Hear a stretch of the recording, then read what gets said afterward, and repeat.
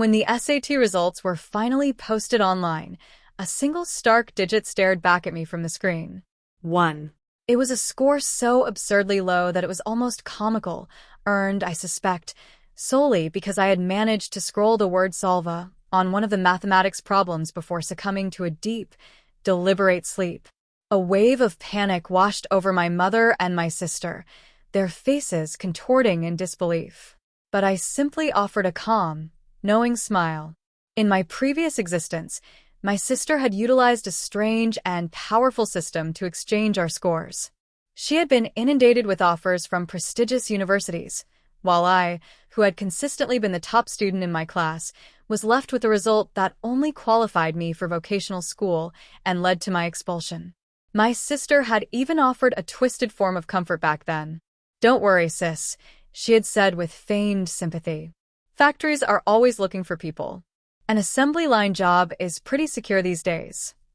This time, however, I had intentionally slept through the entire examination. If she wanted to swap our lives, I was determined to make it a trade she would regret for the rest of her days. Standing quietly in the hallway outside her room, I wasn't the least bit surprised to hear my name whispered. Inside, my dear sister Sophie was speaking with a hushed, trembling excitement. She was ecstatic about the prospect of using her system to swap SAT scores with me. It was a logical move on her part. For 3 consecutive years of high school, I had been the undisputed academic leader, the one who aced every test. During the citywide mock exams in our final year, my scores frequently surpassed 700, and I was the only student capable of solving the most complex problems in both math and science. My peers were no longer my benchmark. My sights were set on the most competitive programs at the nation's top universities. Sophie, on the other hand, was simply not academically inclined. There were times when her combined score from all 7 subjects was lower than my score in a single one. My mother, perpetually worried about her grades, had enlisted me as her tutor. I used to dedicate significant portions of my own study time to helping her, painstakingly creating personalized workbooks based on her mistakes and trying to motivate her with her favorite snacks and new clothes. None of it ever worked. After just a few minutes of concentration, she would begin to complain about being tired, pleading with me to let her stop. "Clara," she would often ask, "isn't there a simpler way, a method for me to get a score like yours without all this studying?" At the time, I had dismissed her questions as childish fantasies. I never could have imagined that some other worldly system would descend and grant her that very wish. In my past life, my sister had bound herself to this life-swapping system and stolen my hard-earned SAT score. Her new result of 723 made her the top scorer in the entire city. She was showered with cash awards from both the school and the city government, featured prominently on the local news, and courted by admissions officers from the most elite universities. Meanwhile, I was saddled with her score of 213. While it was a personal best for her, for me, it was the catastrophic end of my world. I pored over college admissions catalogs, but the only institutions that would accept me were vocational schools located in the distant suburbs. My own high school, which had once paraded my achievements, was so profoundly embarrassed by my abysmal score that they expelled me and expuned my academic records. My mother, consumed by shame, refused to mention me to her friends and treated me with a chilling distance at home. Overnight, I transformed from the model student every parent admired into the neighborhood's cautionary tale. Someone even reported me to the principal, suggesting that my 3 years of impeccable grades must have been the result of some elaborate fraud. On the day the school officially launched an investigation into my academic history, I climbed to the roof of the main building and jumped.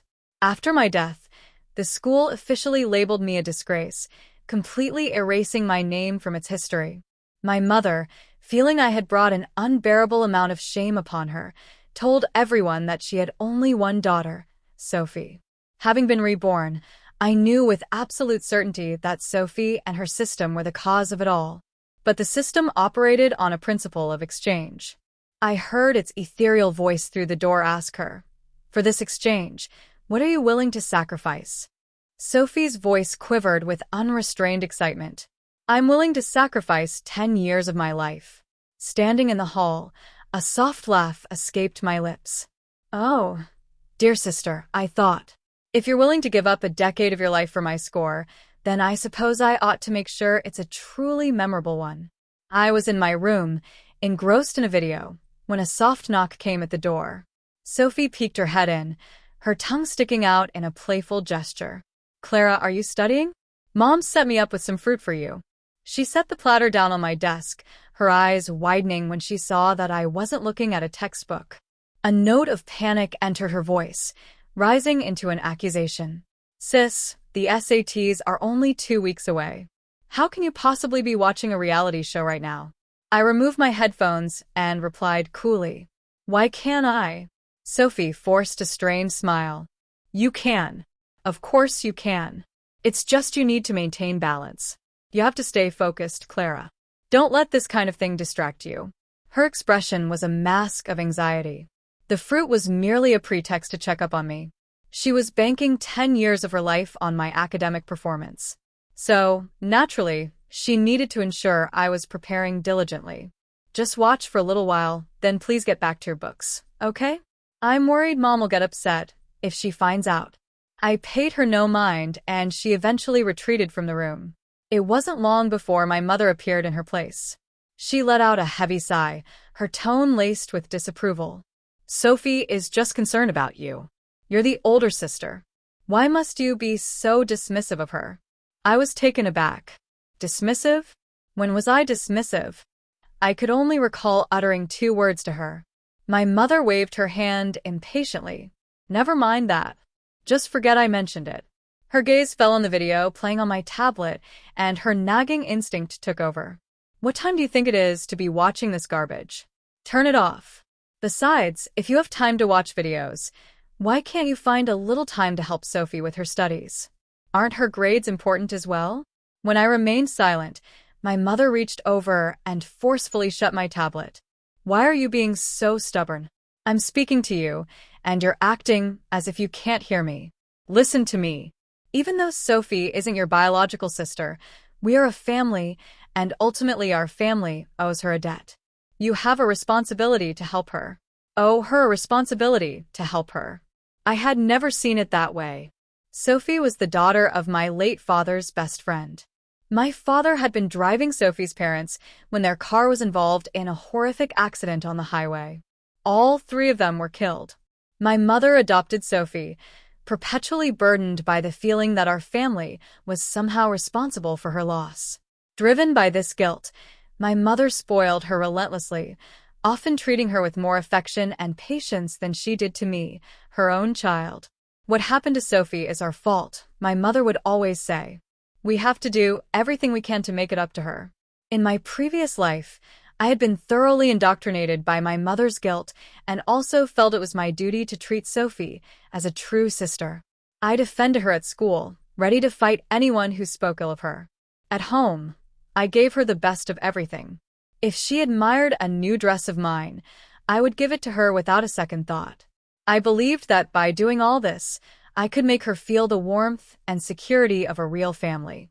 Now I understood it was like the old fable of the farmer and the viper. Mom, I said calmly, I spend time every single day trying to tutor her. She's the one who refuses to learn. How can anyone force her to? My mother's brow creased in frustration. That's not the issue. Even if she's not inclined to learn, if you employed the proper methods, she would definitely become engaged. She patted my back with a sense of finality. Stop watching these videos and go help your sister. It was becoming painfully clear to me. My mother's preferential treatment of Sophie had become a deeply ingrained, almost pathological pattern. The day of the SATs arrived all too quickly. Early that morning, Sophie came to my room to wake me, meticulously checking all my documents and even ensuring my mechanical pencils were filled with fresh lead. My mother observed this display with immense pride and emotion. Clara, your sister is so wonderful to you. She hasn't even finished packing her own things, yet all her attention is on you. Sophie lowered her gaze, a picture of modesty. Mom, it's just what I should do. My sister is such a brilliant student. She's bound to achieve a very high score. Her words brought my mother to the brink of tears, and she pulled Sophie into a tight embrace. "Oh, Sophie, you're so thoughtful. You're my pride and joy, too." Sophie demurred. "Oh, Mom. I'm not that special. At least not as special as Clara. My grades are awful. Not like my sister, who is always at the top of her class." My mother hugged her again, stroking her hair. "Oh, Clara is just good at academics. In every other respect, she can't hold a candle to you. You're so kind and considerate, a true sweetheart. Sometimes I truly feel as though you're my real daughter." After being my mother's actual daughter for over a decade, it seemed I was less dear to her than an adopted one. I just shook my head with a faint smile and turned ahead for the testing center. Sophie's voice followed me. "Clara, you have to do well." Of course, I would for my dear sister's sake. Inside the examination hall, I let out a massive yawn and, to the astonishment of everyone around me, laid my head down on the desk and promptly fell asleep. I had stayed up late the previous night binge watching reality television and was genuinely exhausted.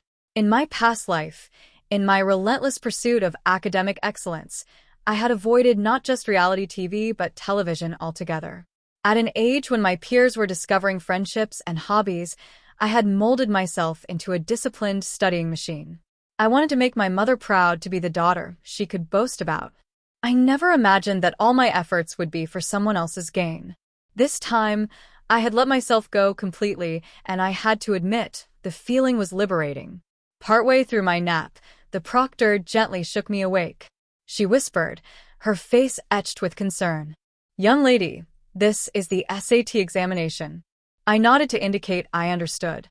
Seeing that I still had no intention of picking up my pencil, she reminded me again. "You should at least write something on the paper besides your name and identification number." I took her advice, sat up, and flipped open the test booklet. It was the mathematics section. With great solemnity, I wrote the single word solve at the beginning of a long-form problem. After that, the drowsiness returned, and I rested my head on the desk again. I could hear the proctor let out a defeated sigh and the surprised murmurs of the other students in the room. On the day the scores were released, Sophie was far more anxious than I was. She had been trying to gauge my performance ever since the test, even going so far as to ask my homeroom teacher for my estimated score. After learning I had predicted a score around 700, she had visibly relaxed. But today was the moment of truth. She didn't even check her own score first. She just positioned herself behind me, waiting to see mine. I asked her, "Sophie, how did you do?" She replied, "Not too bad. I managed to write something for every question." I nodded. "That's good. The better her actual score, the higher mine would be after the swap." At precisely noon, I entered my registration information. When the result appeared on the screen, Sophie shot up from her chair. "1, you only got a 1. I looked at the solitary digit and smiled. "So, writing SV really does earn you a point." Wrong. "This has to be wrong. How could you possibly get only 1 point? Sophie was nearing a complete breakdown, pacing frantically, her hands clutching her hair as she stared at my score in utter disbelief. No matter how many times she looked, it remained a single mocking number 1. My mother was equally stunned, stammering, "Clara, is this really your score?" I nodded. "Yes, I've always been number 1. I wanted to experience what it feels like to be last for once." "Clara, are you out of your mind?" Sophie couldn't contain her rage and screamed at me. "This is the SAT. It determines your entire future. You estimated a 700. So, what in the world is this 1 point? Her outburst even startled my mother. It was the first time she had ever seen this hysterical, uncomposed version of Sophie. I raised an eyebrow at her. "I never told anyone my estimated score." How did you know about that? Sophie froze, her mouth agape. She struggled for words, but nothing came out. Just then, my mother pointed at Sophie's face and let out a cry. "Ah, Sophie, your face. Your face." Sophie immediately covered her face with her hands. "What's wrong with my face?" She bolted for the bathroom. A moment later, a blood-curdling scream echoed from within. Uh, at the same time, the score on my computer screen silently updated. The exchange was complete. My score had changed to 213. Sophie burst out of the bathroom. Her face a shocking sight. Her skin was sagging. Dark spots had appeared on her cheeks and two distinct wrinkles had formed on her neck. She had lost 10 years of her life in an instant, aging from a teenager to a woman in her late 20s. At that exact moment, her phone buzzed with a notification. My mom glanced at it and gasped. "Sophie, how did you get a 1, too?" Hearing this, Sophie snatched the phone away. I calmly corrected my mother. "Mom, I didn't get a 1. I got over 200. My mother leaned in to look at the computer screen, and my score had indeed become 213. She rubbed her eyes, bewildered. "What on earth is happening?" I shrugged. "I have no idea. Maybe the system had a glitch." Ah. Sophie suddenly shrieked and hurled her phone to the ground, smashing it. Her eyes were bloodshot as she glared at me, her expression one of pure hatred. "Clara, you ruined me. You're trying to destroy my life." I blinked with an air of innocence. "Sophie, what are you talking about?" I don't understand. Sophie pointed at me, her finger trembling with fury, but she couldn't bring herself to confess that she had swapped our scores. She was forced to swallow her rage. "I will make you pay for this." With that ominous threat, Sophie stormed out of the house, her 28-year-old face a mask of despair. "Sophie." My mother cried out in panic, chasing after her. When she failed to catch her, my mother redirected her anger towards me. "What did you do to Sophie? How did she end up looking like that?" She didn't seem to care at all that my score was in the low 200s. Her only concern was for Sophie. "Go and find your sister right now. If anything happens to her, I don't want to live anymore." After swapping scores with Sophie, I became the laughingstock of the school. When I returned, teachers would sigh and shake their heads in my presence, while students whispered and snickered behind my back. Clara was always so arrogant. Never gave anyone the time of day. Well, look at her now. She tried to be clever, and it blew up in her face. Just over 200 points from first to last. How can she even claim to be an academic genius? I bet we were all deceived by her. Do you think her previous grades were fraudulent? Even if you have a bad day on a test, you don't just lose 500 points. Just as in my past life, a torrent of rumors descended upon me. This time, however, I was ready. The principal sighed repeatedly in his office, explaining that they had received numerous complaints from students who believed my 3 years of high grades were fake and that they were obligated to investigate my old exams. I shrugged, completely unbothered. "Go ahead." The investigation concluded that there were no discrepancies. On several practice exams, there were final problems that even the teachers had been unable to solve. Yet, I had that kind of ability couldn't be faked. But this outcome was even more frustrating for them. The principal slapped his thigh in agitation. "Clara, what on earth were you thinking during the SATs?" "I spoke with the proctor from your testing room. She said you made no attempt to answer the questions and just slept through the entire exam. Have you lost your mind?" That was the SAT. By throwing away your future like this, you've made it impossible for anyone to help you. As I left the principal's office, I saw my favorite teacher, my homeroom advisor, shaking his head and walking away with a sigh. He didn't even want to look at me. I suppose I had disappointed him immensely. When I got home, my mother's reproaches were relentless. Wiping her tears, she cried, "Sophie, getting a 1 is entirely your fault. If you had just shown a little more concern for her, she wouldn't have received such a low score. You failing your SATs is divine retribution. It's your karma. You deserve this." Sophie had been gone for days, and my mother blamed me for everything. I took out the college admissions catalog, hoping to discuss applications with her. She slapped it from my hands. "Your sister is missing, and you're sitting here worried about your applications. Do you have any conscience at all?" I calmly picked up the catalog. "Mom, she's not missing. She just posted on her social media a minute ago. She's just trying to appear strong, so we don't worry." "Clara, how can you be so callous? That's your sister. How can you not care about her at all?"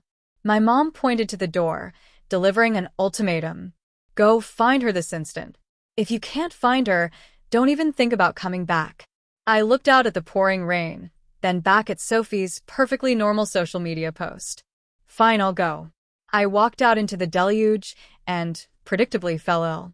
I became so sick that I missed the college application deadline entirely. My mother, still furious that I hadn't brought Sophie home, refused to care for me and went out to look for her herself.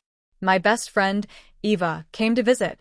Seeing me weak and feverish, her eyes welled up with tears. What are we going to do, Clara? Now you can't even get into a trade school. Once the application portal closes, not even a miracle can reopen it. While I was delirious with fever, no one had thought to remind me about something as crucial as applying to college. I managed a faint smile. Who said I was going to a trade school? Why should I have to attend a school based on the garbage score Sophie got? Ava didn't understand. I whispered a few words in her ear, and her eyes immediately lit up. Yes. Yes. That's so much better than a trade school. At the same time, she shared some startling news.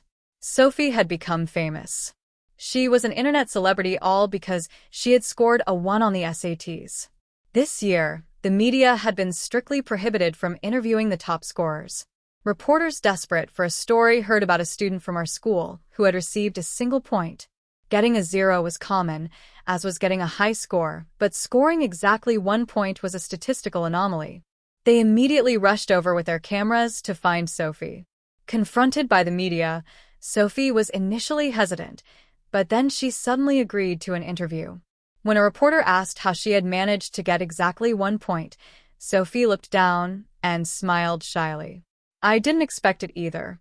I suppose writing salve does get you a point.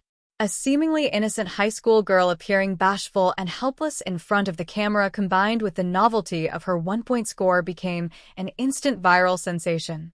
A clip of this interview was posted online and exploded in popularity, gaining over 10 million views in less than half a day. At first, people didn't believe she had only scored 1 point, assuming it was a publicity stunt.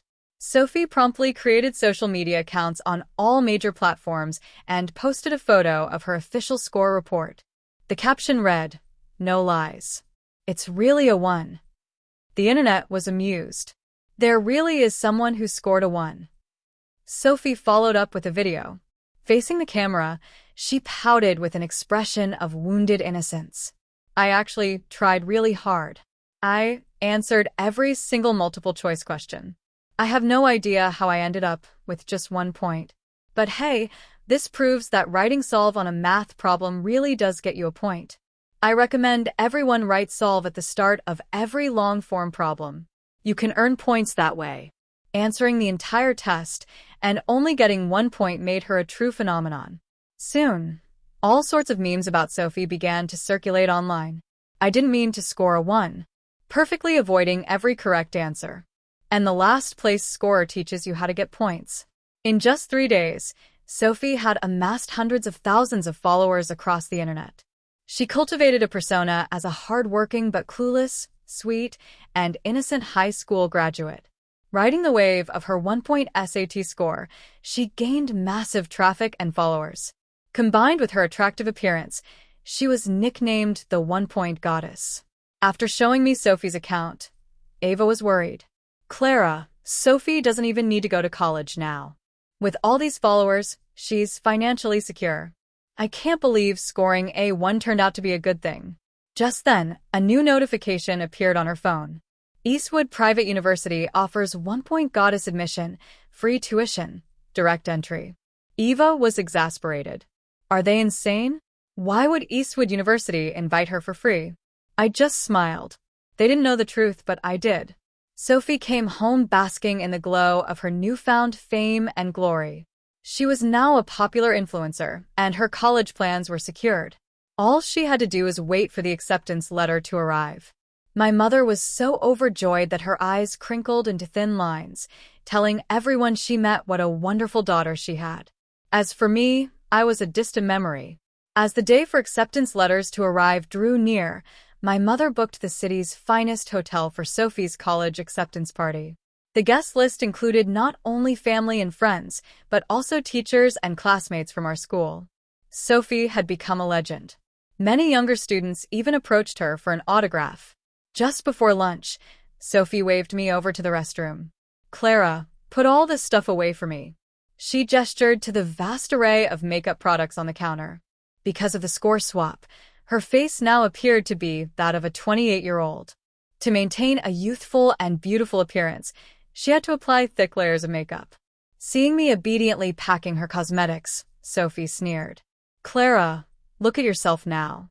It's pathetic. The grades you were so proud of are gone. Your dream of attending a good college is shattered. And this party mom threw for me, she probably spent her entire life savings on it. You have absolutely nothing." I paused what I was doing, looked up at her, and smiled. "And you? What do you have left?" Sophie's expression shifted. What are you talking about?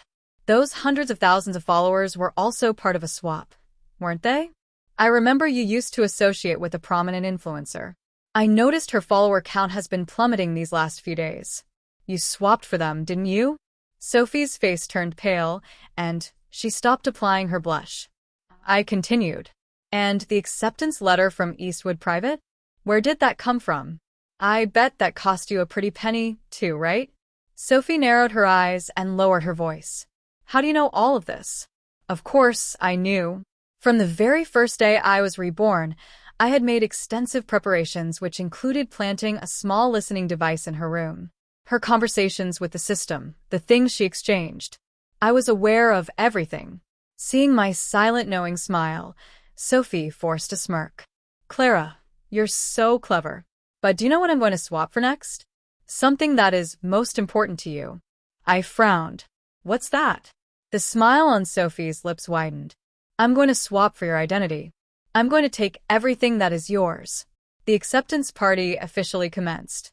On stage, the MC stood between my mother and Sophie, recounting a touching story about their mother-daughter relationship. My mother said through her tears, "The proudest thing I've ever done in my life is giving birth to such a wonderful daughter as Sophie." It suddenly dawned on me. Sophie was going to attempt to swap for my identity as the biological daughter. She wanted to replace me entirely to become my mother's true child. On the stage, Sophie was also crying. "Mom, you have always been the mother I love most." They embraced, and the audience erupted in thunderous applause. It was as if everyone had forgotten that my mother's real daughter was me. Hey guys, today I'm live streaming from the super popular One Point Goddesses college party. Hit that follow and smash that like button. An influencer was holding her phone filming Sophie. I recognized her. She was the one whose followers Sophie had stolen. Because Sophie was so popular, the influencer's live stream was flooded with viewers and her follower count began to skyrocket. I noticed that as the influencer gained followers, Sophie's count was steadily declining. It seemed that what was swapped away could indeed be reclaimed. On the stage, Sophie suddenly raised the microphone and said, "Actually, I owe my success today to my sister Clara. Even though she choked on the SATs and only scored in the low 200s and didn't even apply to college, she will always be my best sister. Clara, why don't you come up and say a few words? Your most respected teachers and favorite classmates are all here." In the banquet hall, hundreds of pairs of eyes turned to face me. The live streaming influencer swung her camera in my direction. Sophie wanted to humiliate me, but I refused to give her the satisfaction. "Sis, why don't you tell everyone how you went from a 700 to just over 200? The school invested so many resources in you, and your homeroom teacher neglected his own child to tutor you. After scoring like this, what do you have to say to them? Oh, and what about our mom? She placed all her hopes on you. Do you think you've done right by her?" Sophie's 3 questions brought a hush over the entire hall. She smiled sweetly as she pushed me onto the proverbial executioner block, forcing me to face judgment from all sides. The students below looked at me with disdain. My homeroom teacher turned his face away, and even my own mother pursed her lips and refused to meet my gaze. I took the microphone from Sophie's hand, cleared my throat, and asked, "And what about you, Sophie Kong? After living in our house for free for so many years and then backstabbing us, do you think you've done right by us?" The moment I used her real last name, Sophie's eyes went wide. What are you talking about? When did I ever backstab you? Stop making things up. I pulled out my phone and began to read. October 1st. So annoyed today. That old woman from the Chin family was nagging me to study again. Study, study, study my ass. I'm not her real kid. Why does she care so much? When will that nagging old woman just shut up? November 9th, the old woman made her daughter tutor me. I pretended I didn't get it and made her explain one problem for 2 hours. The old woman then blamed her own daughter for being useless. Ha, what a family of idiots. The old woman cried and apologized to me again, saying she was sorry about my parents and would always treat me like her own daughter. Who'd want a stupid mom like her? It's hilarious. I put down my phone and smiled sweetly. This was all posted on your private social media account.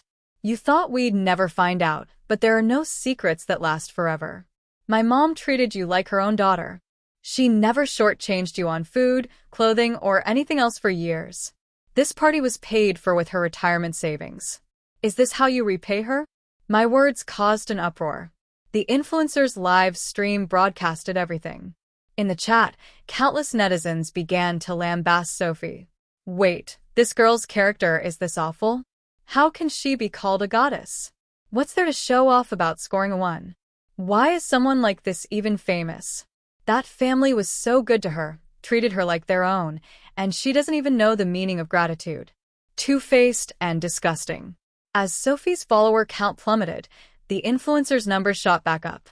Delighted and wanting to add fuel to the fire, she shouted out on the spot, "I can vouch for her. Clara isn't lying. When Sophie hung out with us, that's exactly how she talked.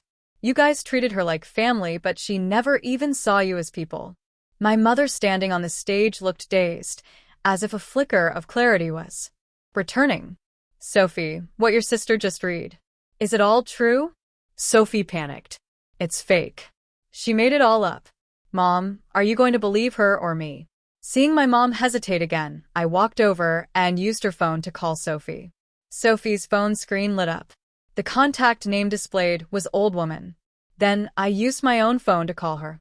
The contact name she had for me was Old Woman's daughter. My mom's body trembled violently. She grabbed onto my arm tightly. Clara, you're my real daughter, right? Coming through. Courier's here with an acceptance letter." The hotel manager ran up from the first floor, his face beaming with joy. He was oblivious to what had just transpired and announced excitedly, "I saw the courier outside delivering letters and noticed one from Eastwood University, so I called him right over. Miss Sophie, your acceptance letter is here." Hearing that her acceptance letter had arrived, a bit of color returned to Sophie's pale face. Eastwood University was a unique institution. Though called a university, its students were not typical high school graduates, but rather top talents who, for various reasons, had never attended college. They might lack diplomas, but they possessed vast experience and wealth. Gaining access to this network was like having one foot in the door of the upper class. This was why admission to Eastwood was more valuable than a degree from a top-tier state school. This was Sophie's last lifeline. She snatched the acceptance letter from the courier and flaunted it at me. "Clara, what's the point of all this drama? Exposing me does nothing but hurt Mom even more. See this? The outcome between us is already decided. In September, I'll be starting at Eastwood University. And you?" I shrugged. "I'll be starting school in September, too." Sophie laughed. "You can lie to others, but don't lie to yourself." "School. I personally saw that your application profile was completely blank. How are you going to school?" "With an acceptance letter, of course." I looked at Sophie as if she were an idiot. "It should be here in a day or 2. The tracking number says it's already nearby." Sophie didn't want to believe it, but she was terrified I was telling the truth. She grabbed the courier's bag, dumped all the letters on the floor, and frantically searched through them. The courier grew anxious.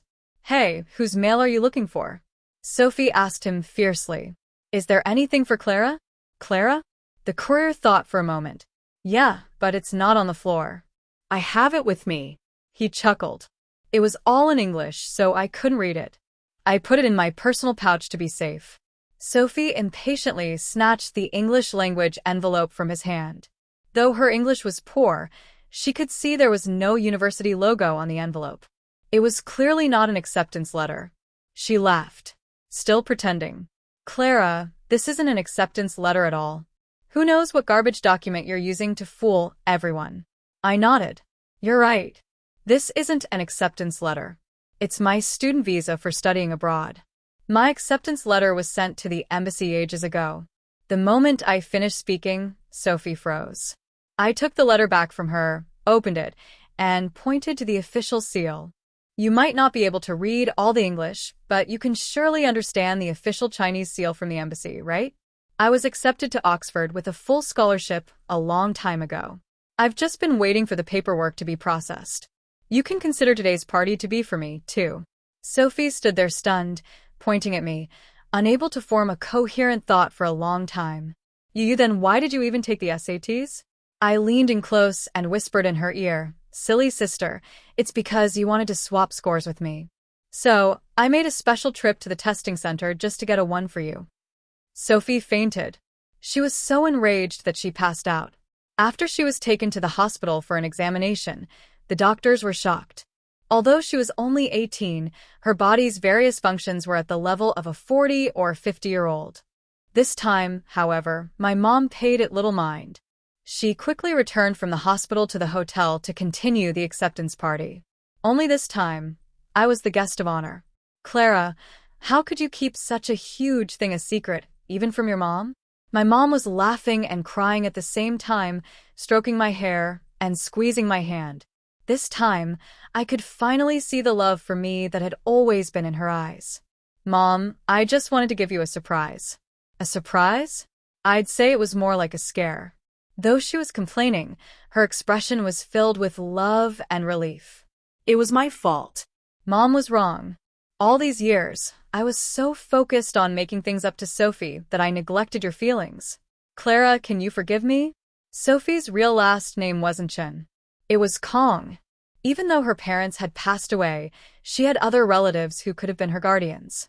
But she had specifically chosen my mom. When my mom had gone to pay respects to her parents, she had cried about being an orphan with no one to care for her. My mom's heart was too soft, so she brought her home. Mom, the car accident wasn't Dad's fault, and it wasn't yours. It was the drunk driver's fault. So, please stop torturing yourself with it. You don't owe Sophie Kong anything. Our family doesn't owe her. Hearing this, my mom burst into tears, hugging me and nodding vigorously. The news that I was accepted into Oxford successfully turned my reputation around. The principal came over with a drink, smiling cheerfully. Clara, that wasn't right of you. With 1 foot already in a world-class university, you still went and took the SATs. You gave all your teachers a heart attack. I just smiled. I'd prepared for so long. It would have been a shame not to go, but I was just too tired during the test and couldn't help but fall asleep. The principal patted my shoulder. Sleep is more important than anything. Come on, let's take a picture. I'll have someone get a congratulatory banner made right away. We'll hang it at the school entrance this afternoon. My acceptance party was a grand and fulfilling success. But many people couldn't understand why I hadn't mentioned the Oxford acceptance sooner. Only I knew the reason. If I had said anything earlier, Sophie would have swapped it away. The fact that I had been reborn was my secret. The next time I saw Sophie, her body was already very weak. Lying on the white hospital sheets, she looked like a little old woman at first glance. When she saw me, she smiled.